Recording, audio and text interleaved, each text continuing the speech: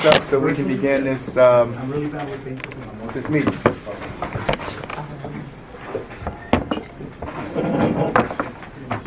Today's sunshine meeting has been advertised, and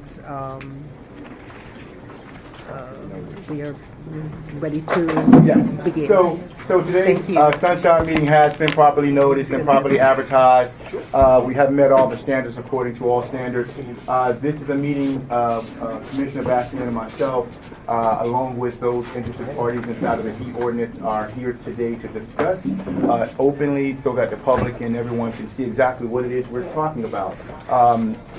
Mr. Attorney, is that okay? Does that cover everything? And yeah, I think so.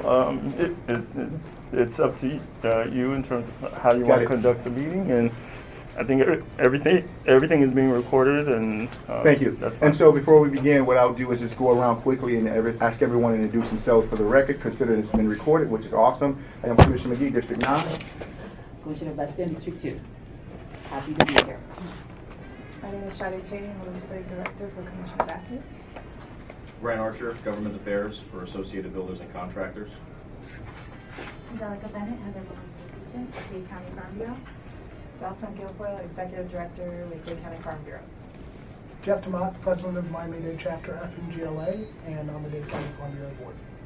Julie Burton, Executive Director of Builders Association. Heather Marleine, Vice President, Dade County Farm Bureau. Ariana Cabrera Deona, I am the Senior Vice President with Costa Farms. Pardon? A Senior Vice President with Costa Farms. Good morning, George Zamora, also with Dade County Farm Bureau. Sean McCracken, I'm the Policy Director for Mayor Levine Cava. Good morning, everyone. Oscar Londoño, I'm with WeCount in Quecalo. Should we go back? Yeah. Good morning, everyone. My name is Zainel Sissom, here with WeCount. Happy to be here. Good morning, Esteban with WeCount as well. Good morning, Dante Cooper, District 9. Charles LaPrade, Agricultural Manager, Miami-Dade County. Hi everyone, Ludovica Martella, Heat Program Coordinator in the Office of Resiliency of Miami-Dade County. I'm Gus Cabrera, representing the Land Builders Association. Nelson Stabile with the Builders Association of South Florida. He's my president. BASF. Yeah. Carlos Carrillo, Executive Director with the Associated General Contractors of America's South Florida Chapter. I'm jealous of you, Carlos, because your hair looks better than mine. I'll second that one. He has a nice stem too. To boot. Good morning, everyone. Jose Espinoza with the Board's Office of Policy and Budgetary Affairs. Margie Amador Robinson, Director of Legislative and External Affairs for McGhee Standard. Deldra Owens, District 8. Janie Olvera, District 9. Anthony Bonneman, District 2. And Marlon Moffitt from the County Attorney's Office. So without a question, everybody understands what's happening. Workers are experiencing more illness, and we've seen a lot more deaths, Commissioner, across the country as it relates to the new Heat Standards we're seeing. And this is the opportunity where I believe we allow for those stakeholders to come together and hash out whatever differences they have as it relates to the ordinance. This will give them an opportunity to have buy-in, and I believe it is in the best interest to have all of them at the table to have that conversation to see exactly what it is that they can compromise on and what it is that they want to see change, or what it is that they cannot live with. So I believe in the spirit of bringing forth great legislation, having all the parties at the table will benefit the entire Miami-Dade County community. So I concur. I think this meeting is extremely important, and I think it's important to bring everyone together. And I know we all agree on the fact that heat is a huge problem for all workers.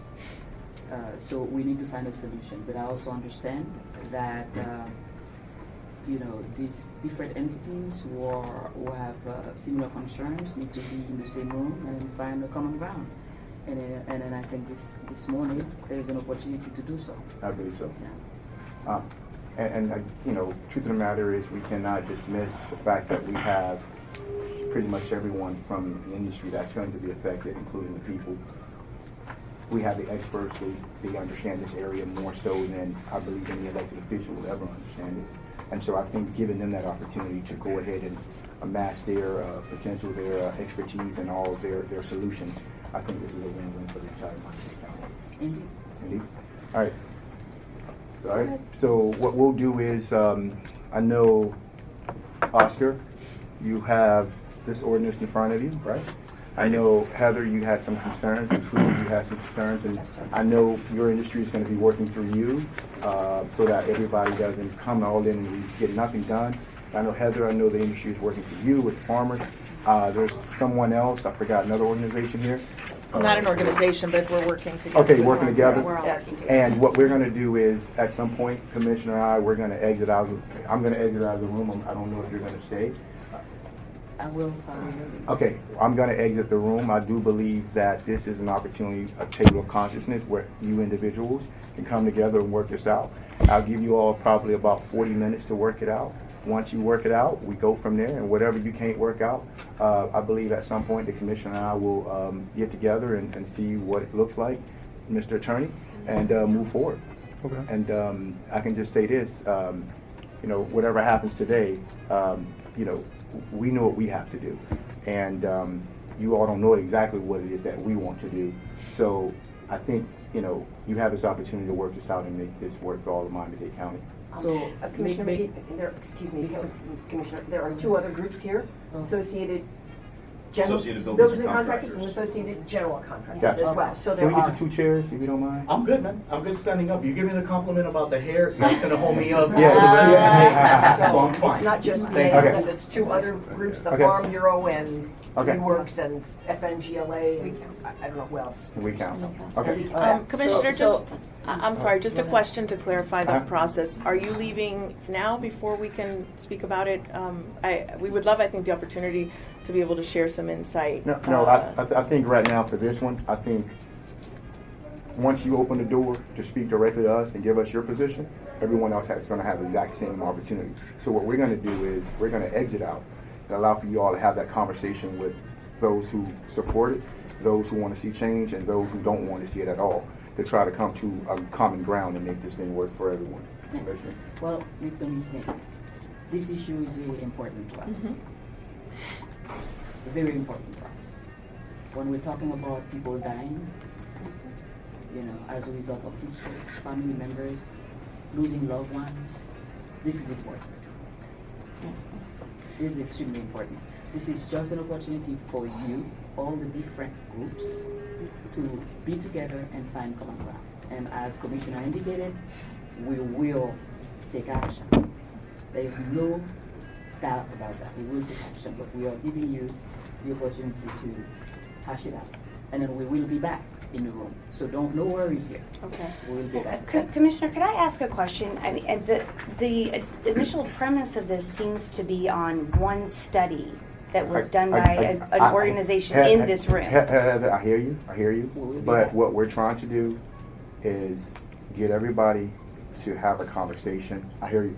And what we're going to do is, at this moment, the Commissioner and I are going to exit the room, and we're going to allow you all to have that conversation. There are just too many experts in this room for us not to walk away with a piece of legislation that provides shade, rest, and water to the people who are out here working hard in this heat.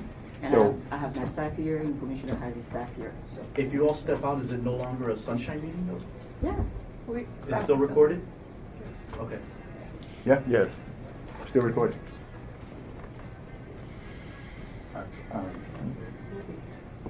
Yeah.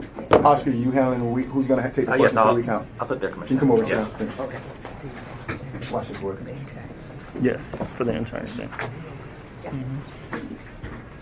Oh, sorry about that. You also want to take a seat next to? Yeah, you can sit here if you want. That'd be great. No, that's the only help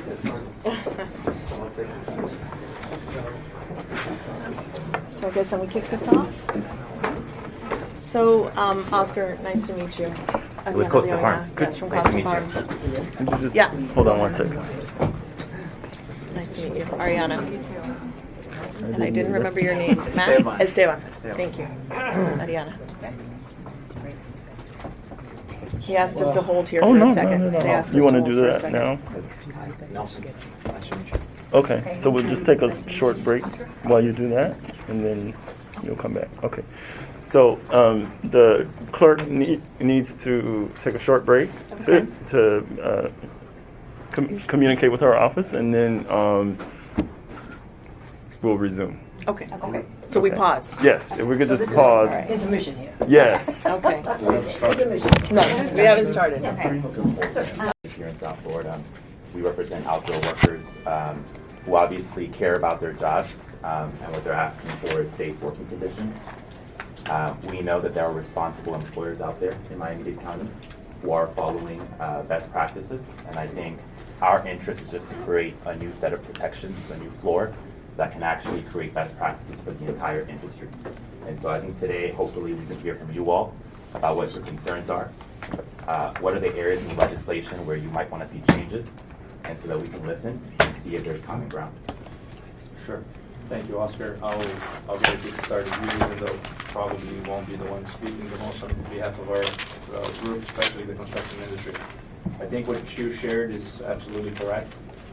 Each and every person in this room, I with 100% certainty assure you that cares as much as the other, right, about the safety, the health, the well-being of all of our workers. We depend on them. Without them, there's no agriculture, there's no construction, there's no roads, there's no water, there's no utilities, there's very, very little that will take place without them. So, but I think we got, I guess, to some extent, right, heat is certainly an item of concern in this world that we exist today. But as an industry, we have, a lot of this big name right there. OSHA regulates us to nauseam.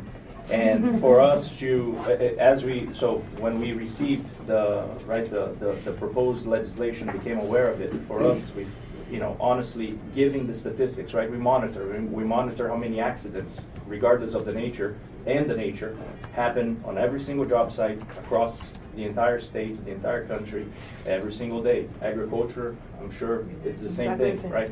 So we were probably surprised is the best word, right? But surprised with the fact that something that has a lot of teeth into it, especially with fines, with creating a body that will, in essence, impose those fines, go out there and monitor the conditions of workplaces.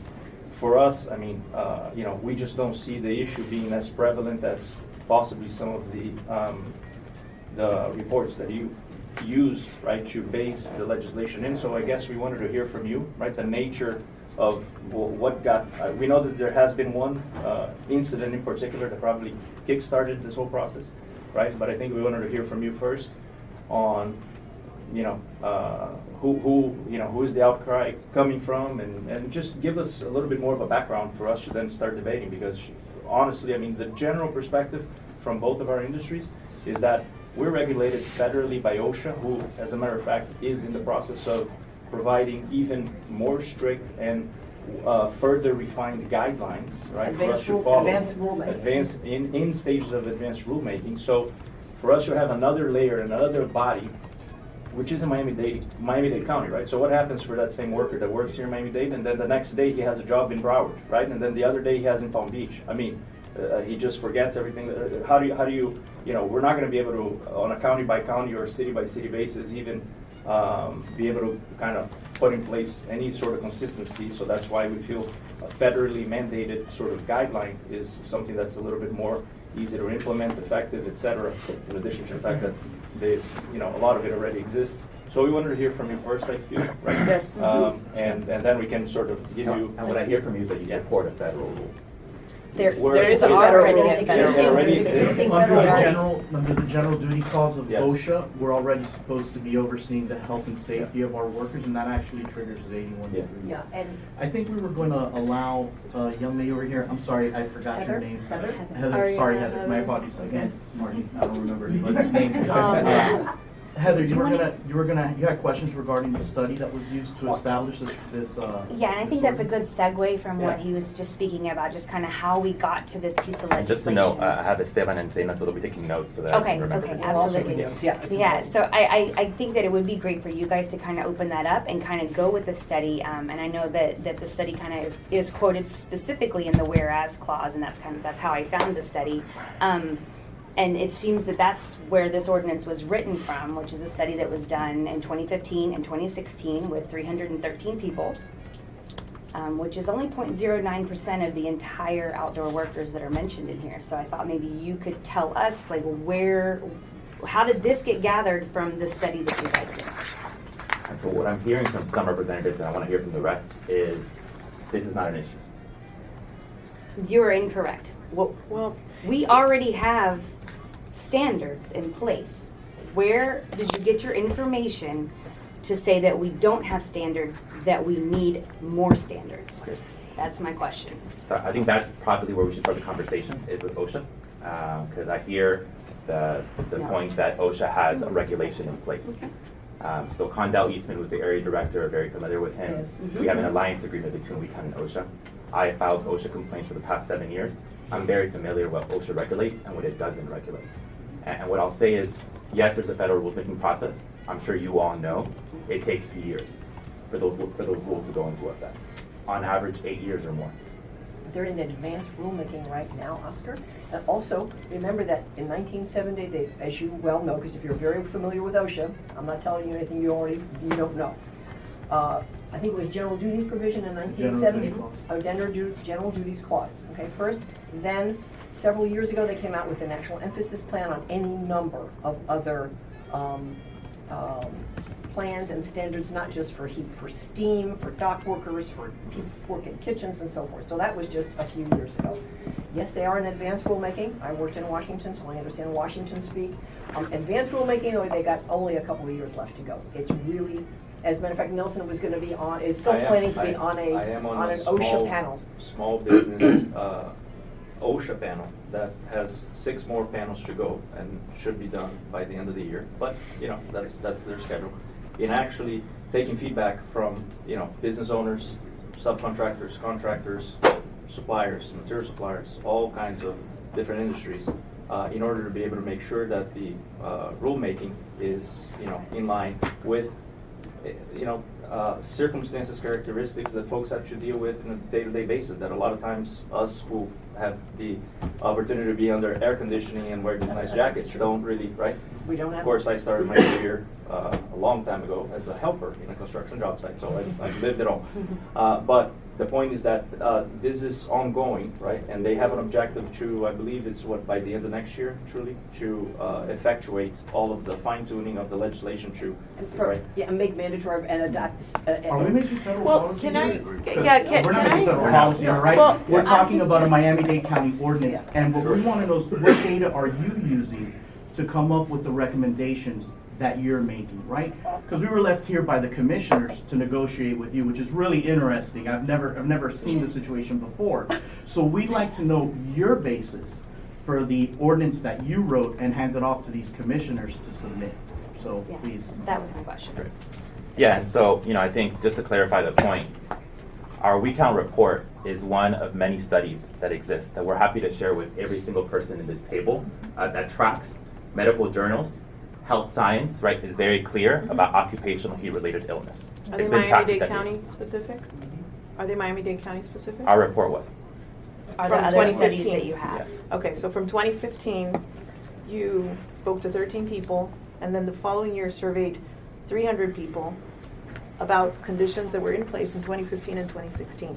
So that is what we have in terms of feedback or information about what current conditions are. I'm I sorry, just what's want your to name understand again? that. What's your name again? Ariana. Ariana, can we just create sort of norms that we aren't going to interrupt each other here? Because he was in the middle Sure. of a sentence, and I just My want to apologies. be respectful. But I hear That you're Ariana from absolutely Costa right. Farms, that the study in WeCount was focused in Miami-Dade. You're saying it was 4 or 5 years ago, and it was only 300 7, 8 years ago. workers, is what you're saying. Yes. I guess my question for all of you, as a threshold question again, is we acknowledge as a room that extreme heat is a growing problem.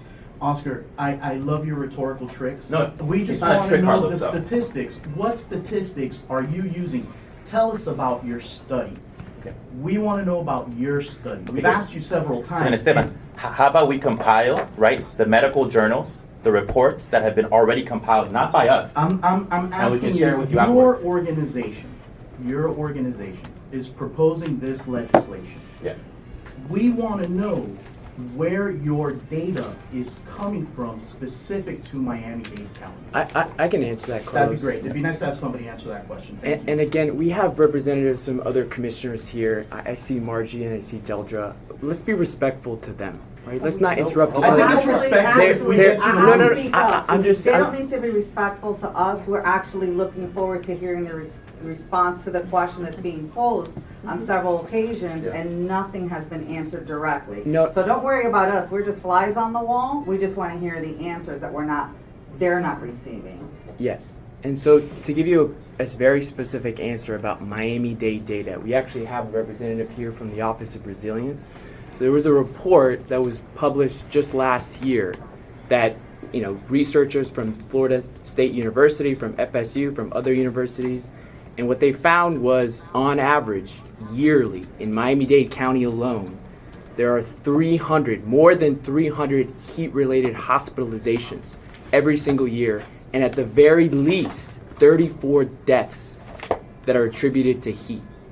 Okay, and we weren't authors of this report. This is a Miami-Dade County report. And we actually have somebody here from the Office of Resilience who can speak to Dr. Lichu from FSU, that report that was commissioned by the Office of Resilience in Miami-Dade County. So this is county data that we're talking about. This is not our data. Could I ask a question? Are those outdoor workers that those incidents occurred, or were those just the population in general? I'm not the author of the report, Well, but we you can have get the that gentleman from information. Office of Resiliency, right? We can get that information. There's a representative from the office here. Do we have? Yes, do that we young know lady in that? the corner. Okay. Like if, And also, were they construction and agriculture workers? Their Even age. were they Yeah. working, were they Their age? And do we have data from MOSHA? Because they are actually the ones keeping the best record State of keeping. Florida in the last 5 years doesn't have one incident. Well, let's Department of Labor. Nelson, let's let them finish. Sure. Do you guys is that study of workers or the general population? So I will say that we can definitely share the study with you since you all seem to be very interested in the data. Yes, we we are. have data, rightfully so, right? Yes. And we can share the study with you. The study does include outdoor workers that work inside in non-ventilated spaces, so without AC, for example. And it also incorporates the general population. So you it's can okay. see the different fragments. So it's the general population, and then of course in the general population it considers construction workers, includes everyone. theme park workers, children, elderly, Agricultural. everyone. It does include all of the groups that are most affected by heat and outdoor workers. Baggage and, handlers. And workers that work inside without air conditioning is one of the most affected populations by extreme heat. Well, I mean, somebody, playing sports outside at 3 o'clock in the afternoon until whatever. It's crazy. That's So, I got a 9-year-old that plays Somebody football, gets yeah. a heat, right, from sports. Absolutely. And makes it into that statistics, and now, right? And now it's there. And look, and I will just clarify that the statistics between the groups are not mixed, but we have numbers for the different groups. Oh, that's Sorry, great. say that again, please. I didn't hear you. So the statistics are not mixed, so you will not see, for example, the deaths of athletes mixed with the outdoor workers' deaths, right? Sure. So there's definitely, clarification on the different groups and the different. How do we get this Yeah. done? We can have it, to you or. Just tell us that whatever a web link or a site or something that we can It's get. on the Miami-Dade County, it's a public report on the Heat page, and to find it easily, we can send it to you. I don't know how. Can I kick off? do that. We can Yeah. collect emails. I think you have a comment. Yeah. And I just want to say, we do also have access to a CDC study that says farm workers die from heat stress at a rate of 20 times that of other civilian workers, and then a National Library of Medicine study that says construction workers are 13 times more likely to die from a heat-related illness. And we're happy to share all of Do you those have Florida studies. specific data? We do have Florida-specific data. Going how far back? Do you have OSHA's data from OSHA? Because OSHA keeps records from going back only 5 years, and then you got to go to the Bureau of Labor. We do management. We absolutely do have access to OSHA. I think, like you all, we're also trying to be as rigorous as possible in this process. And so when we're saying we're happy to share the information with you, we're not trying to be cute. It's actually just that we have pages and pages of links that we want to share and make sure that we're as comprehensive as possible. I will say, it's what's really difficult, and I know, understand, like there's high emotions in this room because this is our livelihoods. This is the work that we do. We also have a lot of data that's not captured. There's a lot of people in this room that couldn't be here. Our members are workers who work outside. We have members who have watched coworkers die. I'm just being honest about why we're here. We didn't choose to be in this meeting, right? Like you all, we're trying to do our jobs, and we have accountability to our members. We've tried to work with climate scientists and health professionals. We work closely with emergency room doctors who have told us this summer they've seen nothing like it before in 30 years of working at Jackson Hospital. This is what they're telling us. We're not making this up. So I have just a quick question, because this is a very important point, right? As I'm reading the legislation, I actually wonder if the members who would be mostly impacted by, or the community stakeholders that would be mostly impacted by the legislation, which outside of the employers themselves, it's the employees, right? I assure you, without really knowing specifics about your membership base, that a lot of them are actually piece workers, right? In the good sense of the word, right? Like if you lay brick in construction, right? You're a bricklayer, right? Or you're a painter that paints outside of the exterior portions of a building. I'm not sure if the legislation realizes that by mandating specific rest times, if it's 10 minutes through the hour, if it's 20 minutes through if it's 10 minutes through the hour, it's actually 18% of a productivity loss through the day. And those people actually get paid by the work that they put in place. I'm not sure if in the agricultural business is the same thing, right? Exists. But if you lay brick, right, you're outside, there's work happening right here on Flagler, right? Where folks are out there putting brick in place. They get paid by the square footage that they're actually able to install every single day, right? So the impact of that legislation means that that person could potentially be making 18% less of their hard-earned income, right? And that person may be perfectly fine working in the conditions, and a lot of times they have their own break schedules, right? Because especially as piece workers, employer or the general contractor is not the one that's dictating the amount of hours that they can work. You're going to get paid for the work that you put in place, right? So now you have legislation mandating, right, a specific sort of a work schedule and stop and start that will have an impact. And I just wonder if these folks actually know the consequence that that's going to have on their livelihoods from a financial implication. I'm not saying overlook. We're all, again, very conscious about the impact, the heat. It is an area of concern, right? We just don't feel like Miami-Dade County should start trumping federal legislation and folks that have resources much greater than us to actually figure out to do, set in place legislation that's right. But again, a question that, and I think that's a helpful point. And Sure. one thing to add to that is that a violation of that work. Sure. By mandating a specific halt to their production, to his or her time working, are we now violating their ability or their right to perform his or her duties in that scope? So, I think no one's trying to violate people's right to work, right? I think workers want to be productive, employers want workers to be productive. No one's trying to create legislative consequences that interrupt production in a way that's not productive to the employers or to the employees. I think what would be helpful to us, frankly, Sure. to your point, to your question, is when you look at the legislation as currently drafted, and you look at, say, the definition of employer, or you think about the language around the break time, what would be helpful based on your understanding and your expertise in the industry? Like, how can we actually have a conversation about the legislation and what you would want to see changed or amended? Yeah, and I think that Nelson brought up a few. I'm terribly sorry to interrupt the flow. I do have to apologize. This is not at all what we anticipated, and basically not as well prepared as we'd like to be for a conversation like this. And unfortunately, I have to go to a doctor's appointment I'm already late for. So I did want to No problem. not just disappear, but I do have to disappear. We I just want to, Sean, can we- before you go, because I was expecting a sunshine meeting between two commissioners. Did the mayor's office and the commissioners, like, set up to have like this negotiation in place? Because this is very I've never been in a situation like this before. So we received the sunshine notice and appeared at the meeting. Gotcha. Okay. Thank So, you. yeah, just if we could, please, two points, and I want to make one, and I want you to make the other one.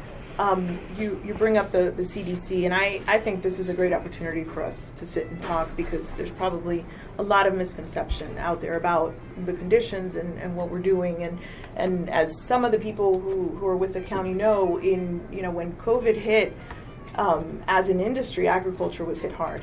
And it was a very difficult time for us and for the workers, and obviously a lot of fear and everything else. When the county did their first round of testing, they came to South Dade and they worked with us as growers to provide testing across our farms. And we were happy to work with the county on that. And actually, when Miami, as I would call it, the Guangzhou of the east or west, I don't know. Miami was the epicenter, and everybody was talking about what was going in Miami. Because of the safety procedures that we put into place, which were in most cases more than what was being recommended, we put out masks before the CDC said to put out masks. Our positivity rate, when the county was at 22%, our positivity rate on our farms, and again, this was collective because it was a collective effort that we made, it was less than 10, far less than 10. And so we just want you to understand that our work, and then you mentioned the CDC. The CDC came to Miami-Dade County because at the time in the press, and it was a crisis. There were farm workers in Washington State. There were episodes that were highly reported in the press. The CDC came to Miami-Dade County. They visited Costa Farms specifically. They sat at a table, a virtual round table at the time, but a virtual round table with many of us in the room, gathered feedback from us, and actually left that room and shared our best practices with farmers all across the country. I just want you to understand how proud we are as an industry of the work that we've done to protect our people and that we do on a daily basis. And so this heat ordinance, and again, this being the first time that we've actually been able to speak to anybody about the why behind it, and we're still not 100% clear, based on data, because again, we need to actually see it, that we weren't spoken to about current conditions, right? And about what we do to protect our people. And Like for no one example, asked. No Jeff, one asked. Right, no one asked, yeah. Okay. So Jeff DeMont, There for you go. example, we talk about future standards of OSHA. We have current standards. And although OSHA says we don't have standards, we do. And I know, Jeff, because you told us, recently went through an inspection. Just during a normal OSHA inspection that occurs routinely and everything at our farms and all of our locations across both industries, OSHA asked us, where is your heat safety plan? We produced it. They also wanted to see our training materials with regards to heat specifically, on top of the normal other standards. So, but heat was not this far-flung theory to our industry, and certainly not to OSHA. They requested these documents, they were produced and given to OSHA, and so to act as if there are no standards or regulations that we're currently abiding by, it's just simply false. Because we are, and I just wanted to clarify that point, because it felt like we were talking about future standards coming from OSHA, but clearly, and in agriculture, we are also subject to FDACs, right? So we're subject to state regulation, and FDACs has some great training programs that we implement with every employee on day one and every employee on an annual basis. And in the middle of the summer, when we also, whenever we feel like we need to have reminders out there about how to identify heat stressors. So there is so much that we're already doing, and so we appreciate at least this opportunity to sit here with you to talk about this, because we felt like, boy, maybe they just don't know what is going on and what we're doing. And I feel like the construction industry is in the same posture. We have been dealing with OSHA regulations since 1970, as Carlos mentioned, and we're there. The national emphasis plans are also have been in place now since 2000. Maybe they've been up and down, but in 20, 21, but they're even more specific. And advanced rulemaking, I know you didn't think too much of those, but I do. Okay, we live with regulation every single day. Nelson can't put up a building without going by a building code. Okay, so I think that maybe also this young lady, what's your name? Zainab. Zainab, is that if this is becoming more of an issue, maybe we need to have additional and broader education. And maybe I did attend the county's heat safety for employers, and also they had, again, OSHA, of course, with Condell Eastman, who's the area director that you're familiar with. Many of you all know this guy as well, and that maybe that might be something to amp up, because one of the most important issues that I'm hearing is that while all of us might know about heat-related issues, maybe others need to know it as well, and maybe that kind of in-depth, kind of getting down to the safety directors, you've got them. So I only thing I can offer is just additional education, because that is one of the things that can be helpful. Yeah. Making sure that people don't show up at the emergency room, okay? But again, heat, water, rest, shade, that's just the beginning of what OSHA's got, along with a bunch of other stuff. There's OSHA stuff. I mean, Can I just jump in before? Please. So anyway, so that's my thought about that, is that maybe additional and broader. When I say broader, more people need to know about it, and then at least we've made headway, which I think is where we want to be. Thank you for that. Your name's Jeff? Jeff Gamon. Jeff, and Ariana, right? Yes. And so I guess my question is, because that was helpful to know, and we've heard about the work of Gold Step Farms down in South Dade, of course, with the COVID clinics and the partnerships. I think the question is, when you think about your best practices heat safety program, what do you see as incompatible between this legislation and your ability to have that heat safety program? Yeah, and that's a great segue for me to jump in, because I think that I want to take a few steps back. We've been talking about some of the problems with the piece of legislation, but I want to take a step back. Ariana mentioned a couple of things that I want to talk about for a second, and this is not only for your benefit, but also for the benefit of the staffers that are here from the different commissioners' office, which, by the way, we've met with some. We appreciate you guys being here, because I know you want to be just as educated as anybody, so that the commissioners can make their decision on when they vote for or against the proposed ordinance. So we heard about COVID and our partnership with the county and the CDC when this happened, and all the work that we did going forward. We didn't do that because there is any punitive ordinance that would punish us if we didn't do it, right? And I'm not saying this, and if you hear some emotion and a little bit of defensiveness, it is because some of this stuff comes across as slightly offensive, and I'll explain why. But we didn't do it because there was an ordinance in place with any kind of, fine schedule the way this has, or any private cause of action that this opens up to. We did it because we care, right? We did it because we care for our employees. We did it because without our employees, we don't have a business, right? Nothing. And no one, I can guarantee, at least on behalf of our industry partners on this side, other than the family members of workers that work at our facilities, no one cares about them more than we do. Safety is a pillar of our industry. It is something that there's not a single day that goes by that we don't discuss safety in any aspect with our employees, right? So that's number one, we care. And when you read this, because I'll give some context to those that don't know, this is not the first time we see this ordinance, okay? This was proposed back last fall. Very similar. I know there were some changes, which I think were maybe from the feedback that we had given back then. But when this was presented before, it also felt very similar. It's a targeted ordinance, strictly speaking, to ag and construction. To me, that's a big issue, right, from a big picture standpoint, because we're talking about the safety of outdoor workers. We cite that there are 300,000 or so outdoor workers in Miami-Dade County, yet we're putting together what I'm going to continue to call a very punitive ordinance that's only directed at agriculture and construction.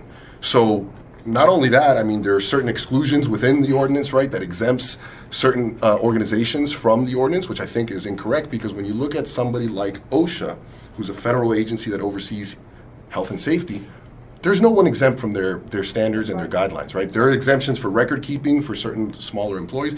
Like you, I'm very familiar with OSHA. My background is, in labor and employment and includes health and safety. But, OSHA applies to everyone across all industries, no matter how many employees you have. So it doesn't vibe right with the intent behind the ordinance if it's only specifically towards ag and construction, and is part of the reason why you may hear some of the folks at this table feel a little bit defensive, because it does feel targeted. And when you read the whereas clause, which is where I was getting, when we sat with the commissioner who had this piece of ordinance last year, I don't blame them for being frightened, right? Because you read the whereas clause, and it is terrifying to hear that there is a group of outdoor workers who are at significant risk, who, based on the ordinance last time, there were certain statistics that were a little bit inaccurate that I think encompassed more than just Miami-Dade County. But if you hear that people are at greater risk, there's no federal oversight, there's no agency or regulatory oversight, it's scary. And I agree that something would have to be done, but it's not the case, right? OSHA was, Mr. Condell Eastman was at the, at that Zoom meeting, and I found it interesting that he said that, there are no heat standards that OSHA has. And while I agree that there's no chapter that says this is a heat standard, certainly there is guidance. And not only is there guidance, it's enforced. Because if OSHA comes into our facility today for an inspection, I mean, listen, he spent 10 minutes saying that, and then the next 40 minutes telling you what they look for when it comes to heat, when they come in to inspect. So, listen, I mean, I've got the National Emphasis Program here. I have their training guidance, which is, a ton of materials here which we go by, right? Not only that, but OSHA has the ability to fine you up to 6 figures. I have the fine schedule right here, and you know it because I know you're familiar with OSHA. They can stop your operations. We can get into, Department of Justice, criminal charges if it's so severe. So to say that there is nothing that oversees the mitigation of heat-related hazards in the workplace is completely inaccurate. Number one, right? Number two, as I said, we care. We do what we do because we care for our employees. But I think it's important to note that even though there's proposed rulemaking, there is a slew of things that we have to abide by with OSHA. Now. That's OSHA. We also have, and I'm going to speak in particular about agriculture for this moment, but the Florida Department of Agriculture oversees the training and the compliance with WPS, Worker Protection Standards. And if you're familiar with that as well, that is training that every employee that works in agriculture must take when they're onboarded. Before they step on a farm, if I have people today that step on a farm that haven't had that training who started this morning, I get fined.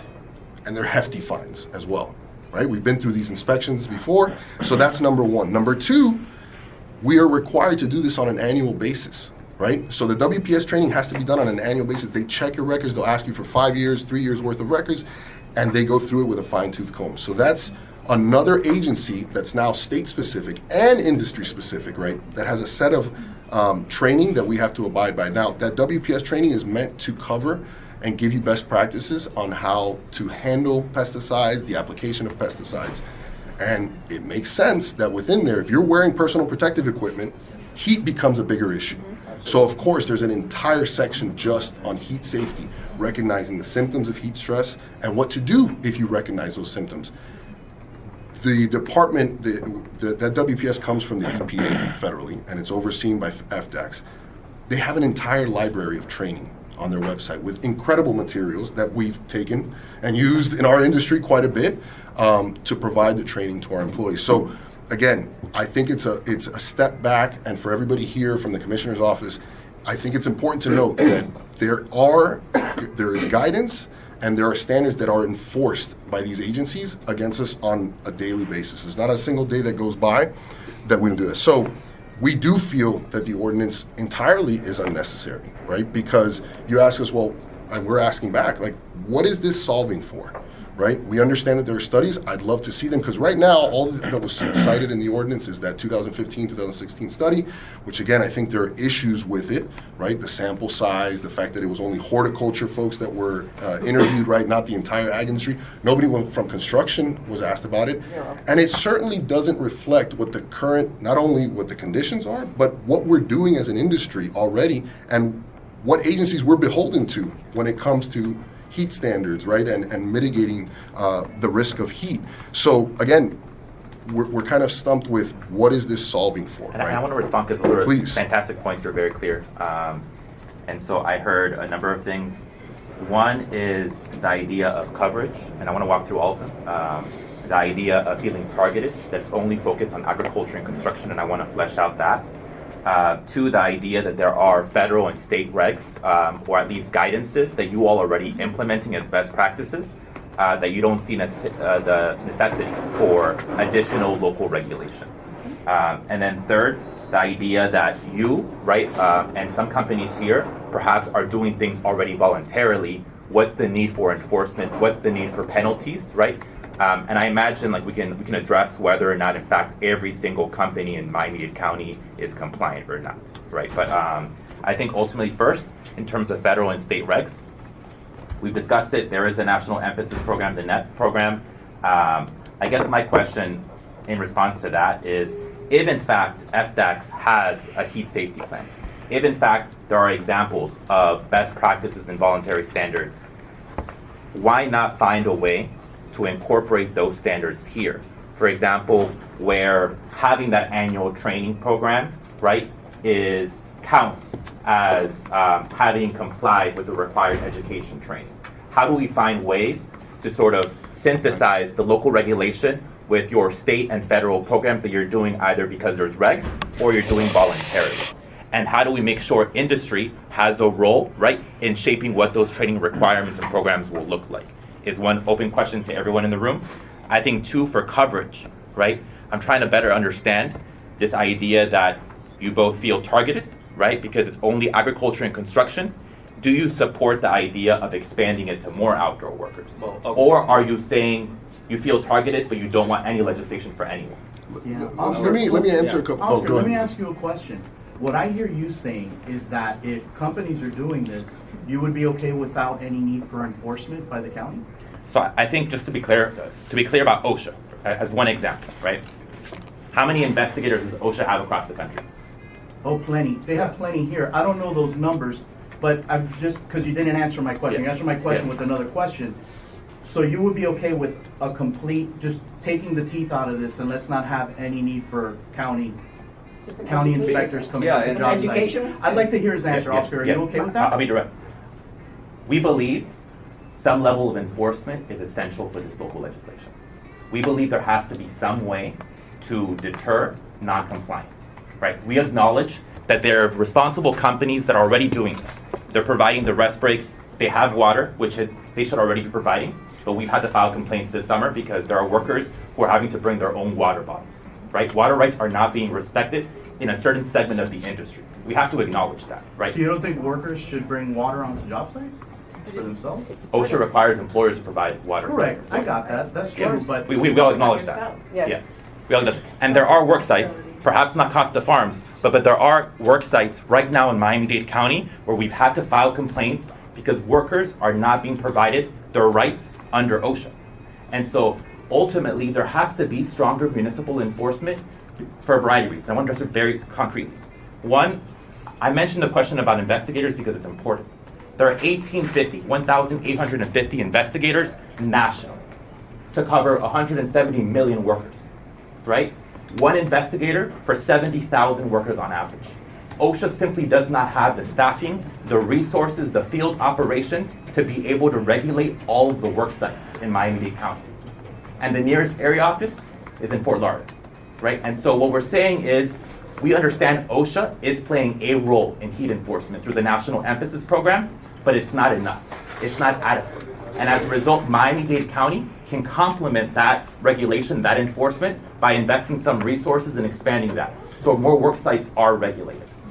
Yeah, Oscar, I think you brought up some great points that I'd like to discuss because you mentioned a couple things that I think that prove, or not prove, but suggest that there's no need for the enforcement, right? You just said that you've been forced to file complaints for workers who aren't getting water at work sites.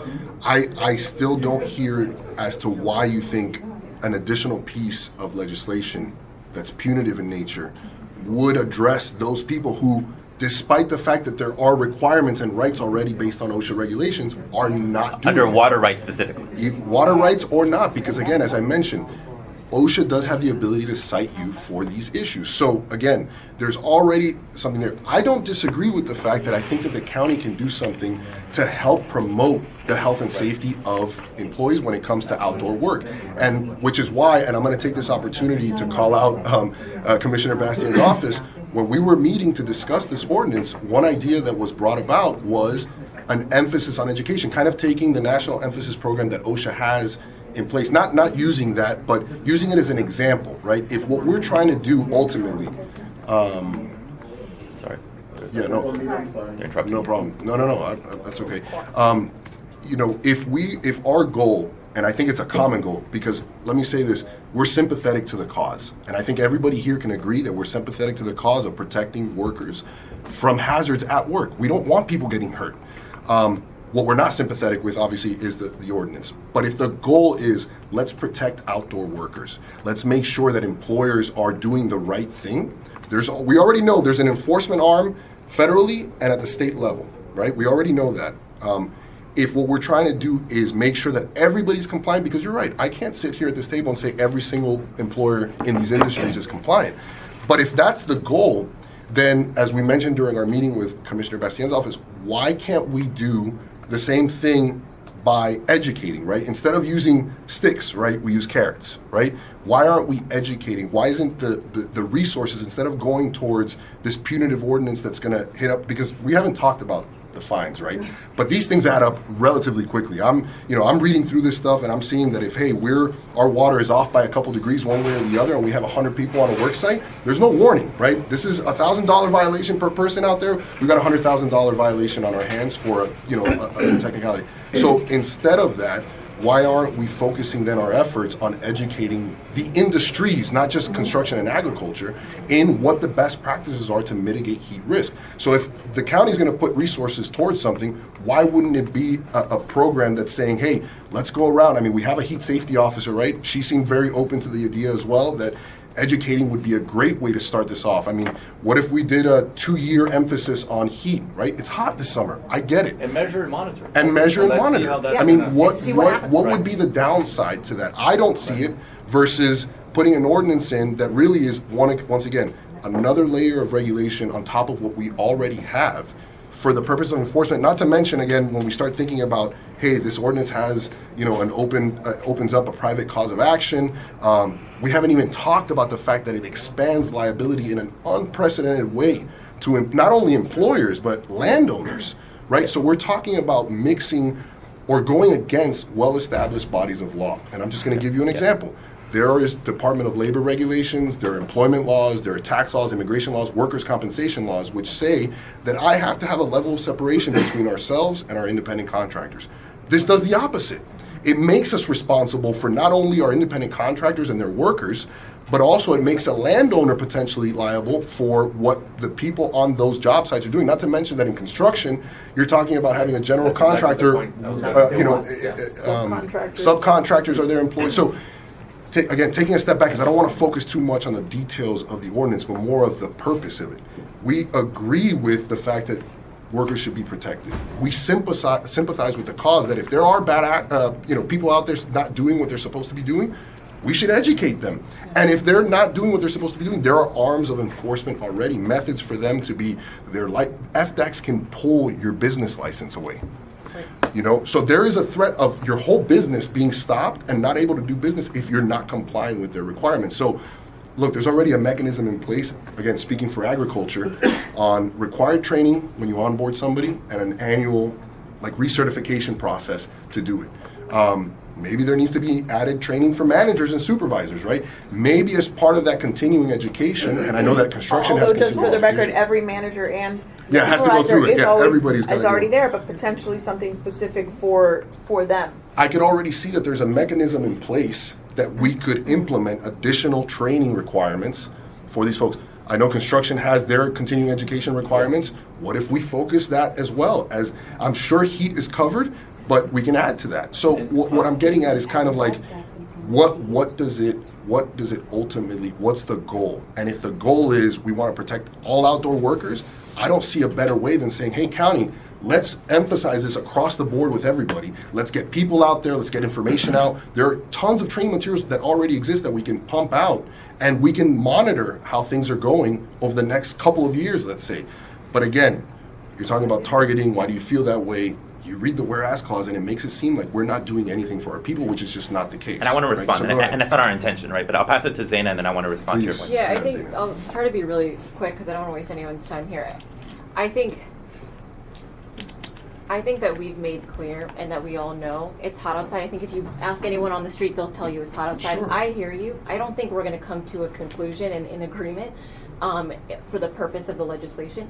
I think what we can talk about is actually getting into the weeds on the details. I think that's actually extremely important. Zaina, if we're not going to come to an agreement, then why are we here? No, Why was this trap laid for industry for us to sit here and talk with you all? Sir, I want to say, we didn't choose this setup either. I want to be really honest about that. And so I think we're here because, to everyone's point, we actually don't feel antagonistic to industry at all. We actually want to be collaborative. Your point on education, it's baked into the legislation because we are in complete agreement. Education is central. Well, then why don't we just strip out everything else and leave education? What we are not There in you go. agreement on, and I don't think we'll get to that level of agreement around the enforcement, is because we believe in the enforcement provisions. And so this is where it's really important, the definitions between guidance and a heat standard, that's where it becomes important, because the difference between guidance and a standard is actually the depths of the enforcement provisions, and why, for example, California, Minnesota, and Washington have, separate from federal OSHA, have not waited for federal OSHA to establish their own standards with enforcement provisions, and their industry continues to thrive. In fact, there are components of California, which for 2 years now has had a heat standard in place with significant enforcement provisions and penalties, has surpassed elements of the ag industry here. And I want to say really fast, I'll try to be as fast as I can, y'all. Also recognizing, again, you notice the dynamic of the group. We work very closely with other organizations that have tens of thousands of members. We tried to move as quickly as we can. We were not prepared, right, for this setup, and otherwise we would have had a lot more in terms of, so I'm trying to go as fast as I can. The reason why a place like California passed their own heat standard is there are significant and important provisions that are not a part of the existing guidance under OSHA. One in particular around acclimatization. This is where we actually have data where you're talking about 80% of reported cases of heat illness occur within the first 4 days of employment. So when we're talking about this legislation helping save lives, it's including components where there are gaps. So there can be, for example, this observation period of the first 14 days of assignment or reassignment for a worker. I also want to name, it is fantastic that there are responsible employers in the room.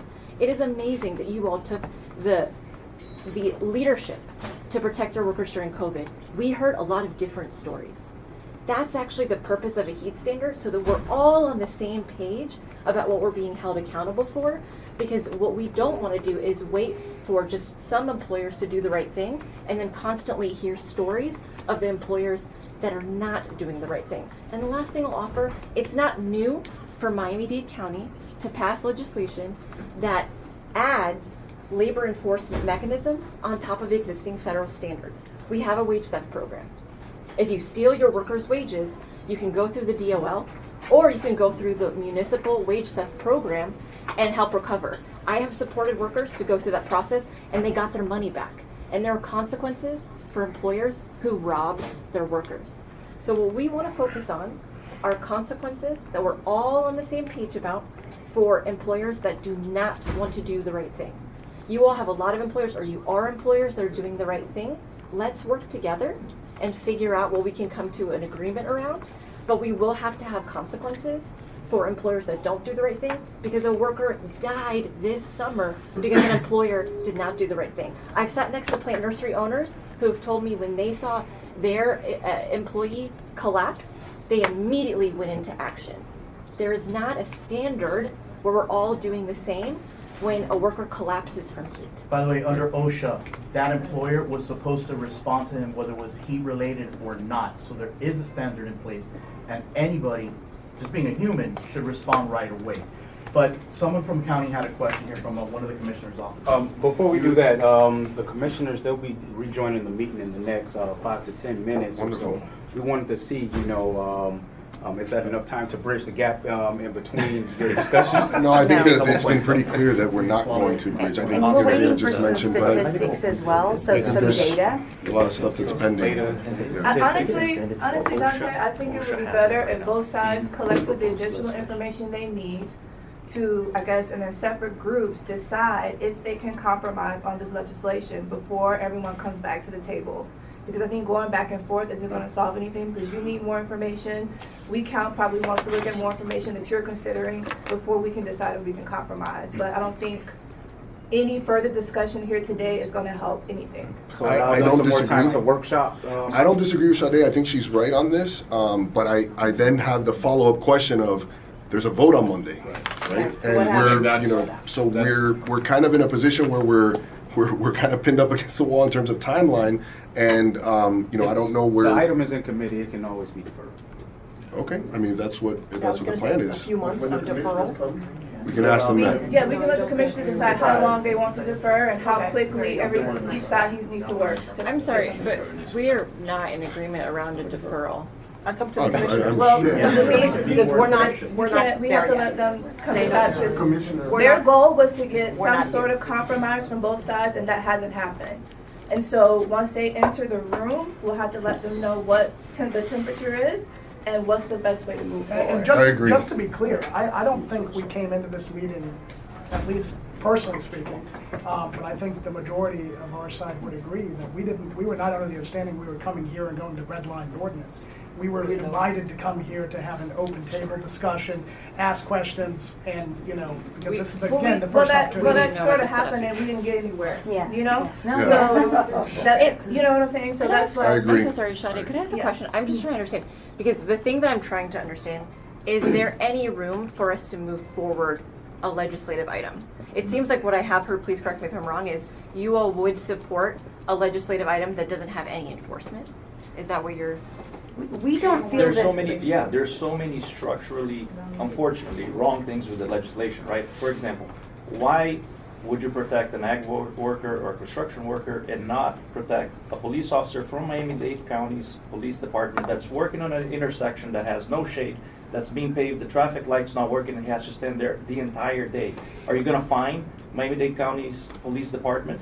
Because that person deserves a different treatment than the workers that are in construction or agriculture, right? Just to speak to the reach. Yeah, but Miami-Dade is working on an SOP that would cover county employees. I get it. Without But the point- fines. The point is that Without there's so fines. many But things But that the are. question is, Yeah. if it was expanded to include all outdoor workers. Well, No. No, and then, but that's what I want to clarify. I want to clarify. I believe if it was But- expanded, you'll have more people in this room. You're right. The other thing is, how do you propose to fund this inspector task force that's gonna go around, right?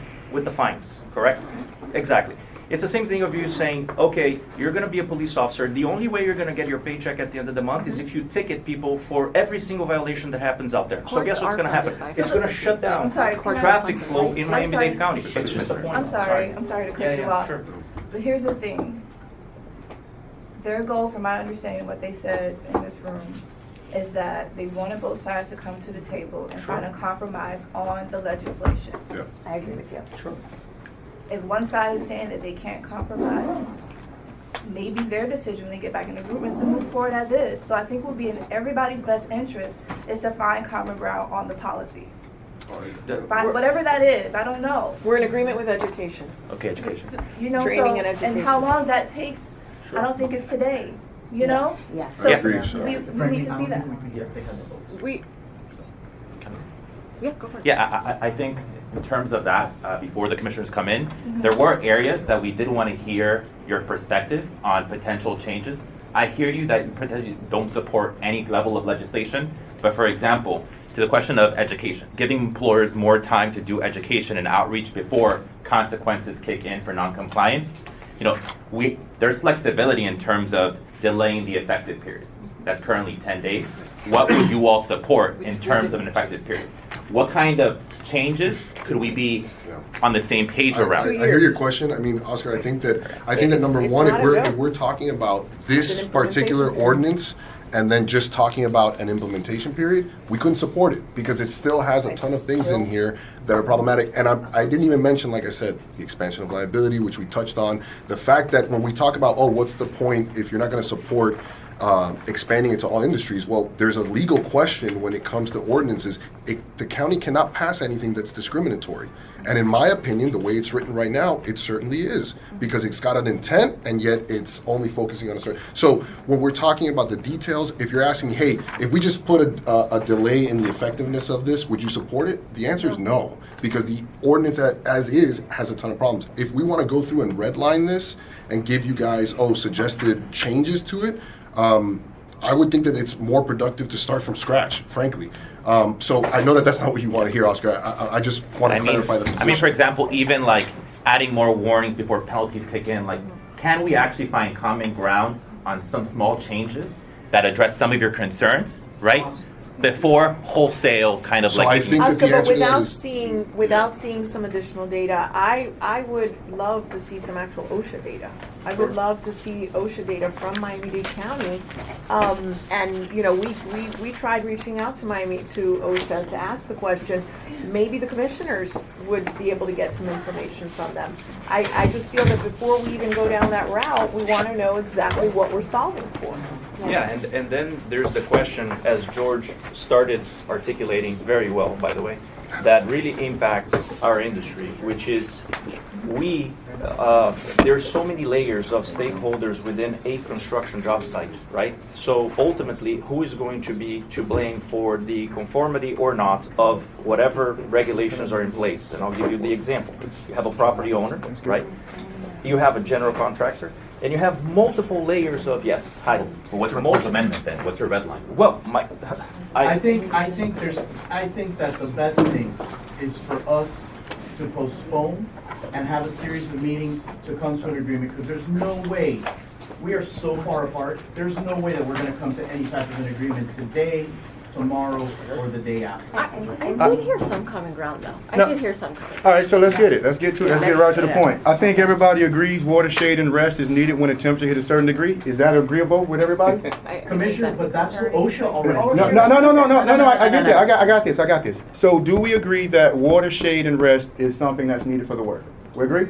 Agreed. Agree. Is that agreed upon with you? I agree. You agree with that? You agree with that? It's already Should been. be. No, I know it's already, no, but the in question general, is. Commissioner, I think so. Okay, I think in general, yes. Truly, you agree with that? It's human rights. Well, but No, come on. Y'all agree with that? to be provided by whom, Commissioner? And it's an important. No, I'm getting to that. I'm getting to that. You agree? You agree? Sure. All right. Okay. All right. At what temperature? I think we need more data. No, we don't. I What, think no, we no, do. no, no. Room What temperature. what does OSHA say?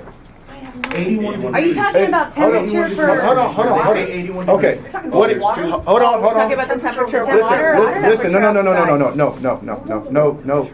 no. This is why I like these type of conversations. This is great for everybody. Everybody just take a deep breath. We're gonna be fine. We got this. The temperature outside, what temperature outside do you think folks should allow folks to have? 90-degree heat index. 90%. What do you 90-degree say? heat index. He didn't. Nope. When they feel they need it. No. What do you say?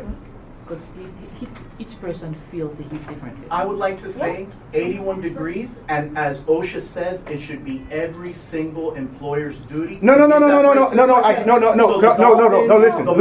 Listen. We're not, listen. The marine industry. Listen. Let's be absolutely clear. This isn't going anywhere, and I'm telling you right now, you don't want to see what we're going to do when this thing hits the table. So I'm trying to give everybody an opportunity to work this out. So the reality of it is you say what? 90-degree heat index. 90-degree heat index. What do you say? No. No. What does? No.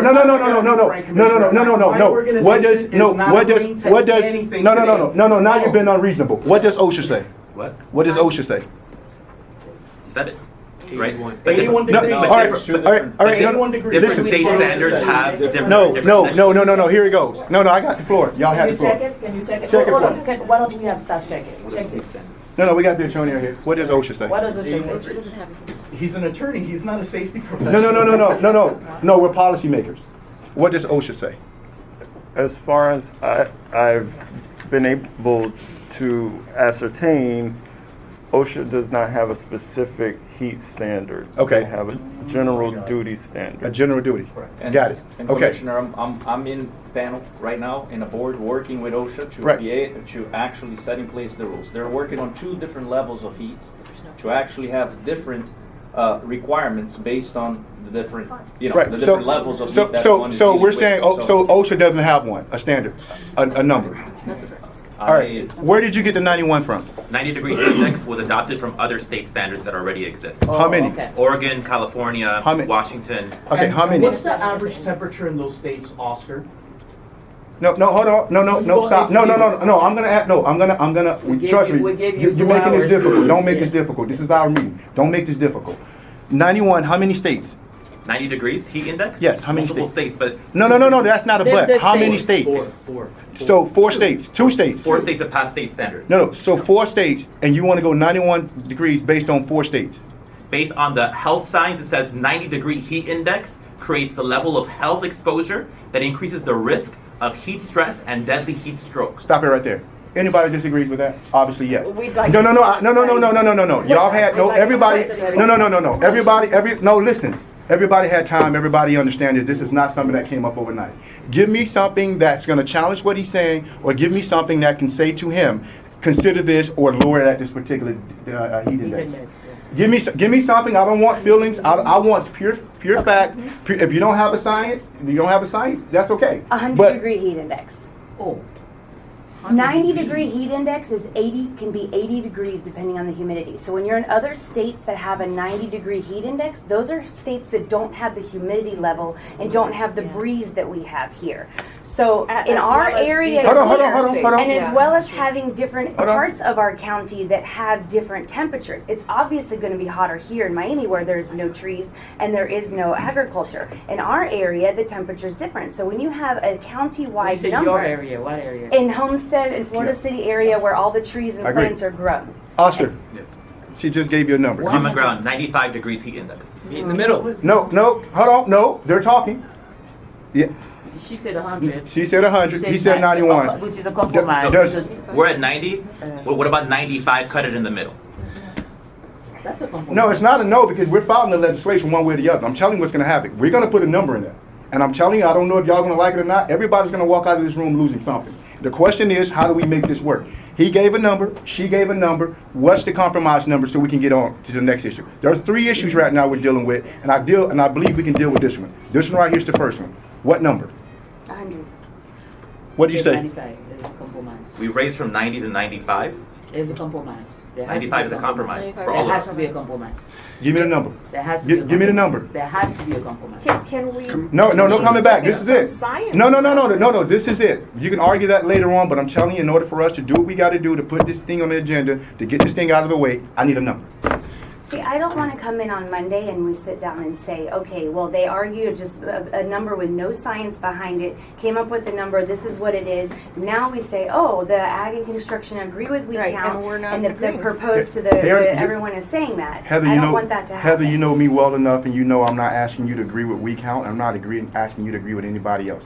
I'm asking you to help me help everybody in this room come away with a number that matters and makes sense. You know how I do. You know me. I do. More so than anybody in this room. room. And I think that's why I was hurt the most that we were not. No, and I got that. No, I got that. But now we're here. Give me the number that you know the people in Homestead and everywhere else can live with. When it's over 100 is when it's hot. Okay.